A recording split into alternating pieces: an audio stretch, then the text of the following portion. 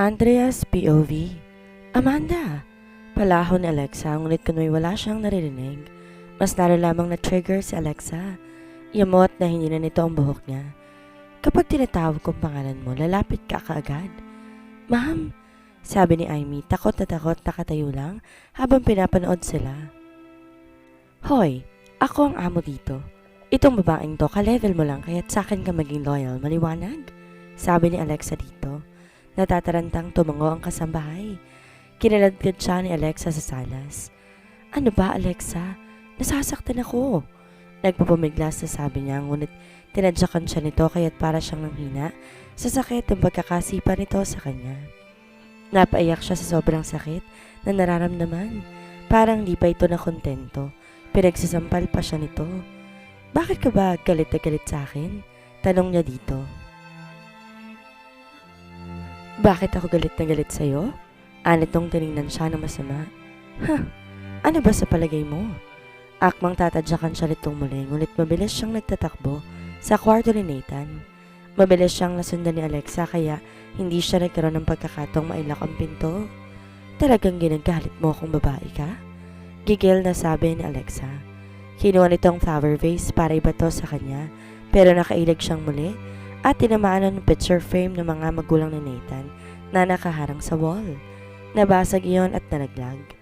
Natigilan silang pareho. Alam nila kung gaano kahalaga para kay Nathan ang larawang yon ng mga magulang. Ma'am, ano pong nangyari? Gulat na tanong ni Amy na napasugod sa kinaroroonan nila dahil sa matinding ingay na nilika ng pagkabasag ng frame. Saksi ka sa nangyari. Sabi kagad ni Alexa kay Amy. Binasag ni Andre ang larawan. Sa kabilang banda, Nathan. Napapikit si Andrea ng halos dumiin ng sobra ang mga kamay ni Nathan sa leeg niya. Nakita niya si Amy tahimik lang sa isang sulok habang waring naiiyak na nakamasid sa kanila. Alam niyang nagigilty ito dahil siya ang sinumbong nitong nakabasag ng picture frame. Ngunit hindi siya nagagalit kay Amy. Alam niyang dala lamang yon ng takot kay Alexa kaya't siya ang sinumbong nitong may kasalanan. Mas mahalaga pa mga larawang yan kaysa sa buhay mo. Galit na sabi ni Nathan sa kanya. Yan na lang ang natitirang alaala ng mga magulang ko. Nasasaktan ako. Nagsusumamong sabi niya rito. Kung wala lang sa mundo ang klase ng tingin pinupukol ni Nathan sa kanya, marahil kanina pa siya nawala. Tumulong luha sa kanyang mga mata. Kahit naman sabihin niyang hindi siyang nakabasag nun, hindi na siya nito papaniwalaan. Lalo pat naunahan na nga siya ni Amy na magsumbong. Alam niyang inutusan nito ni Alexa na gawin iyon. Napaupo siya sa sahig nang bitawan siya ni Nathan. Iyak lang siya ng iyak. Nagpupuyos naman sa galit si Nathan nang lumabas to ng bahay. Ma'am, sorry po. Halos paanas lang nasabi ni Amy nang lapitan siya nito. Natatakot kasi ako sa asungat na babaeng yon, kaya susunodin ko yung utos niya. Awang-awang sabi nito sa kanya. Napahikbi siya. Kakayanin nga ba niya ang lahat ng ito? Nathan's POV. Maawa ka na. Maliit pa mga anak ko. Tsaka pare, hindi ba inaanak mo si Andre? Mahal na mahal ka ng anak kong yun. Nagsusumamong sabi ni Enrico habang nakaludto sa harapan ni Nathan. Parang walang naririnig si Nathan. Kinasan niyang armas na hawak niya tinutok sa noon nito. Napaihi sa takot ang lalaki. Si Enrico ay Filipino-Chinese na kasama nila sa kanilang underworld business. Ito ang namamahala ng mga inismuggle nilang armas sa Amerika na idinidistribute nila sa Asia. Ngunit last month, nadiskubre niyang winawalang hiya siya nito at nakikipagsabuatan sa kompetensya nilang grupo. Nathan, magkaibigan tayo. Mahinang sabi ko sa kanya. Ramdam niya ang takot sa tinig ko. Yun na nga eh. Akala ko magkaibigan tayo. Signal niya rito. Pero anong ginawa mo? Hindi ba binalaan na kita bago ka pumasok sa grupo? Alam mo ang number 1 na patakaran ng grupong to, hindi ba? Napaiyak to at saka napatungo. Patawarin mo ko. Hindi na mauulit. Hinina niya ang buhok nito at tinaas ang mukha paharap sa kanya. Alam mong hindi ako nagbibigay ng second chance, hindi ba? Sabi niya rito. Muli niyang itinutok ang armas na hawak. This time sa mukha nito. Ngunit ewan ba niya kung bakit di niya yun magawang kalabitin ang gatilyo. Siguro dahil inaanak niya ang panganay nitong si Andre at naiisip niya ang mga pinagdaanan niya nang maulila siya sa kanyang mga magulang. Alam niya masasaktan si Andre kapag nawala ang ama nito. Huminga siya ng malalim. Sa kawaring ng hihina, tinalikuran si Enrico. Ngunit bago pa siya makalabas sa warehouse, narinig na niyang malakas na putok. Paglingon niya, nakita niya ang ninong Ben niya na nakatayo sa nakandusay na katawan ni Enrico. "Ninong, sinabihan na kita. Walang puwang ang awa dito kung hindi, ikaw ang kikitirin ng taong yan." Sabi nito sa kanya, tsaka sinanyasan ng mga tauhan nila para dispatcha ang katawan ni Enrico. Hindi siya umimik, ngunit para nagsisikip ang dibdib niya habang naiisip ang magiging reaksyon ni Andre kapag nalaman nitong wala ng ama nito. Para nagtitindigan ang kanyang mga balahibo. Tinapik siya sa balikat ng kanyang ninong Ben. Pagdating sa negosyo, walang kaibigan. Walang kapatawaran ng mga taong traitor. Paalala pa nito sa kanya. "Ninong, hindi ba parang trabahador din ang ginawa natin to sa kanya? Lalo pa tinuring tayong parang isang pamilya ng asawa ni Enrico? Kamusta nga palang buhay may asawa?" Piniramahan ni Nathan ang blankong tseke at inutusan niyang kanyang sekretary para personal na iabot yon sa asawa ni Enrico. Alam niyang kahit wala na si Enrico, mabubuhay pa rin ng marangya ang pamilya nito sa tulong niya. Maaga siyang umuwi ng bahay. Ang balak sana niya magpahinga. Hindi niya alam kung bakit apektado siyang masyado sa pagkawala ni Enrico kaya't parang nangihina siya. Maayos at bagong palit ang kanyang bedsheet. Tinanggal din ang blind sa mga bintana at pinalta ng kortina.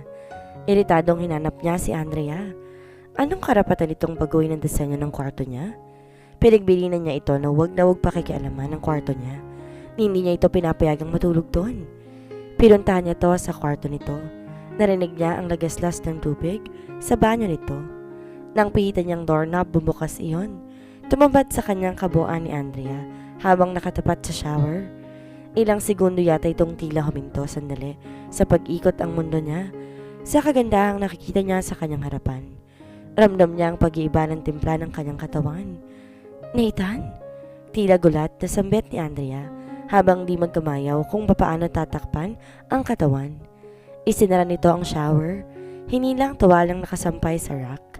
Kitang-kita niyang nataranta to habang inilalagay ang hawak na tuwalya sa katawan. Napalunok siya. Parang nakalimutan niyang bigla ang totoong dahilan. Kaya niya to pinakasalan. Mabilis siyang lumapit dito at buong pananabik niya itong hinagkan sa labi. Tinanggal niya ang tuwalang nakabalot dito. "Beautiful!" Anas niya nang muling makita ang buo nito. Nagmamadali siyang nagtanggal ng kanyang damit habang tahimik na tahimik lamang si Andrea na naghihintay ng susunod niyang gagawin. Hindi nagtagal sinimulan niyang saluhan si Andrea. Mas talo siyang na-excite nang makitang nagugustuhan nito ang ginagawa niya. Narinig niya ang mahinang sigaw ni Andrea. Alam niya, nakadagdag ng kakaibang imahinasyon ang ginagawa niyang to dito. Di naman maintindihan ni Andrea kung saan ipopesto ang kanyang mukha dahil sa ginagawa sa kanya ni Nathan. Bago sa kanya ang ganitong sensasyon na para bang gusto siyang tangayin sa ibang dimensyon. Napasabunot siya kay Nathan. Hindi niya kayang pangalanan ang damdaming lumulukob sa kanya na mga sandaling iyon habang nama ang bawat kiliting binibigay nito sa kanya. Hindi niya alam na may ganito pala kagandang pakiramdam. Ngayon naiintindihan na niya ang kanyang mga kaibigan. Totoo palang parang langit ang pakiramdam kapag binigay mo ang iyong sarili sa lalaking pinakamamahal mo. Makalipas ang ilang sandali, sabay nilang naabot ang sukdulan. Buong puso, buong pagmamahal niyang ibinigay. Dito ang lahat ng kanyang lakas. Kasabay noon ang pagpatak ng kanyang mga luha. Nathan's POV. Matapos sa gumagawa para nandidiri, bumitiw si Nathan kay Andrea. Gusto niyang murahin ang sarili dahil pansamantala nakalimot siya kanina habang nakikipagsalo dito. Peste! Bumalik sa pagiging istrikto ang mukha niya. Nung tangkain niyang yakapin siya ni Andrea, yamot niya itong itinulak. "Lalaki ako, may pangangailangan at kahit kaninong babae, kaya kong ibigay yung ginawa ko sa'yo." Aniya rito at hinila niyang tuwalya sa rack. Tinapis sa katawan. "Nga pala, ayokong pumapasok ka sa kwarto ko. Next time pa kailaman mo pa yun, malalagot ka sa akin." Pagkasabi nun, mabilis siyang lumabas sa kwarto ni Andrea. Inis na inis siyang pumasok sa kanyang kwarto. What am I thinking? Pumasok siya sa banyo at binuksan ang shower, tsaka tinapat sa katawan. Parang gusto niyang burahin ang lahat ng bakas ng katawan ni Andrea na nandoon. Peste! Muli niyang naalalang itsura ng kanyang pamilya habang wala ng buhay ang mga itong nakakandusay. Napaiyak siya sa sobrang galit na nararamdaman. Hindi niya maaaring sirain ang pangakong binitawan niya sa mga to. Maghihiganti siya. Andrea's POV. Napakagatlabi si Andrea habang sinusundan ng tingin si Nathan. Kaninang kinuha siya nito, pakiramdam niya. Buong kaluluwa at puso niya siya nitong kinuha.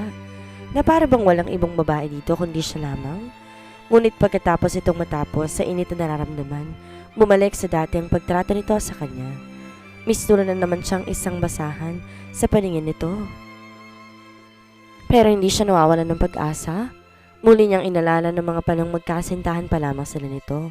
Napaka-gentleman nito at sa tuwing naghihinang kanilang mga labi, ramdam niya ang pananabik sa bawat hagkan nito. Ganon yung nararamdaman niya kaninang hinagkan siya nito na para bang siya lamang ang babae sa buhay nito. At ewan kung niloloko lamang niya ang kanyang sarili sa pag-asang muli niyang may babalik ang dating sinita ng buhay niya. Pero ang pag-asang iyon ang panghahawakan niya.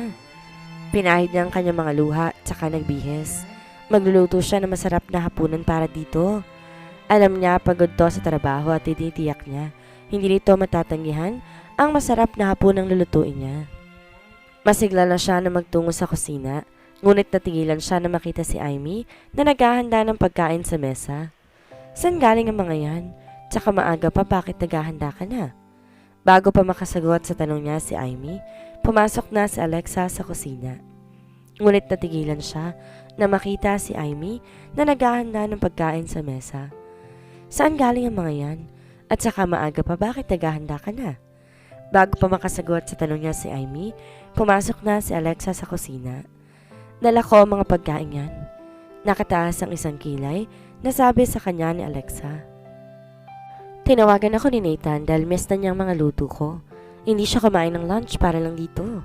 Tila nang iinis pang sabi nito sa kanya, tsaka inirapan siya. Tawagin mo kami kapag ready ng mga pagkain. Anito kay Amy, tsaka taas nung tinalikuran na silang dalawa.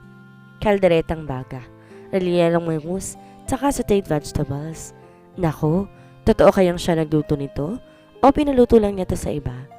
Nakaismed na bulong sa kanya ni Amy. Hindi siya kumibo. Parang natutokso siyang itapon sa basurahan ng mga pagkaing dala ni Alexa. Pero alam niya, sa kanya magagalit si Nathan kapag ginawa niya yon. Besides, panigurado naman niyang sinasadya ni Alexa na galitin siya, kaya hindi niya ibibigay ang satisfaction na yon sa dalaga. Bumalik siya ng kwarto, humarap sa salamin. Itong kagandahan niyang gagamitin niya para labanan ng pesteng babaeng yon. Sinuklay niya hanggang balikat niyang buhok at pinlower. Bahagya pa niyang kinulot ang dulo noon. Matangos ang kanyang ilong. Mapungay ang bilugan niyang mga mata na may mahahabang pilikmata. Well, ang kanyang mga eyebrows makapal yun. Maliit ang kanyang mukha. Mapupula ang kanyang mga labi. Higit sa lahat, makinis ang mamula-mula niyang kutis. Hindi siya mahilig mag-makeup dahil hindi naman yun kailangan. Ngunit dahil gusto niyang inisin si Alexa, kinuha niya sa drawer ang kanyang eyeliner at naglagay niyon sa kanyang mga mata. Mas lalong bumukas at naging kaakit-akit ang kanyang mga mata. Naglagay na rin siya ng kaunting blush on, tsaka nagpalit ng damit. Yung pinakamaikling shorts na maong ang isinuot niya, tsaka tinirnohan niya ng sando shorts na kulay pula. Maiksi siya, ay napapawaw ng matitigan ang kabuuan sa salamin. Tingnan lang niya kung di mainggit si Alexa kapag nakita siya. Anong binatbat ng dala nitong ulam? Kung siya mismo, ulam na.